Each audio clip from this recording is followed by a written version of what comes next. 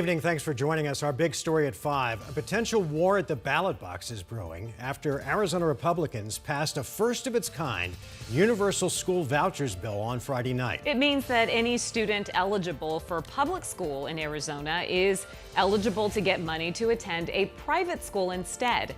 Thanks for joining us. I'm Kariba Devine. And I'm Mark Curtis. As Team 12's Joe Dana explains, the bill is being heralded as a victory for school choice.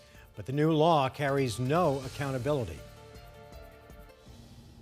If the voucher law goes into effect, it means a family that's already sending their child to a private school or a family who wants to send their child to a private school will get a debit card with about $7,000 or $8,000 on it.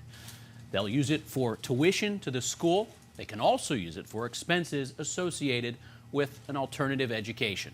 A late night debate. Do I think that this is going to cause a mass exodus of district schools? Absolutely not. And we are perpetuating the discrimination. We are perpetuating the inequity.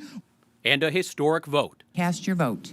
Putting Arizona on the map as the first state to pass universal school vouchers. There's a real concern about the fact that it goes to families who don't need it.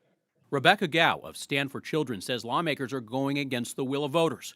In one recent poll, when asked whether private schools that have students in the ESA program should be held to the same transparency standards as public schools, 54% of Republicans agreed, along with 89% of Democrats and 80% of independents.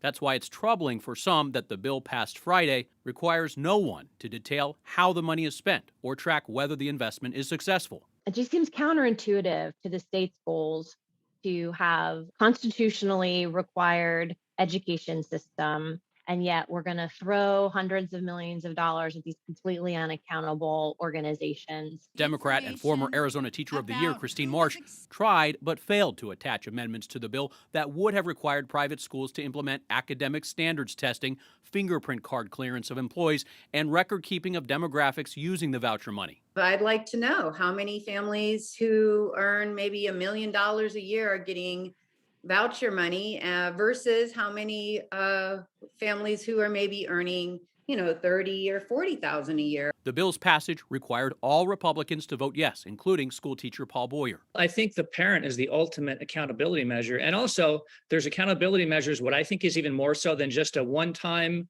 one-size-fits-all test, but also high school graduation rates and college going and graduation rates.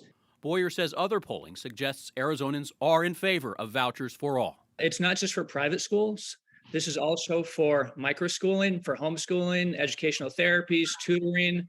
And that's why the state Supreme Court ruled this unanimously that it was constitutional, because the money follows the parent for whatever educational purposes. It's unknown whether opponents will attempt a signature drive to put the voucher program on the ballot for voters. This universal voucher expansion is a pill that's a little easier to swallow for public education advocates, given that the legislature did just pass a major boost to funding, about $550 million for the annual base revenue.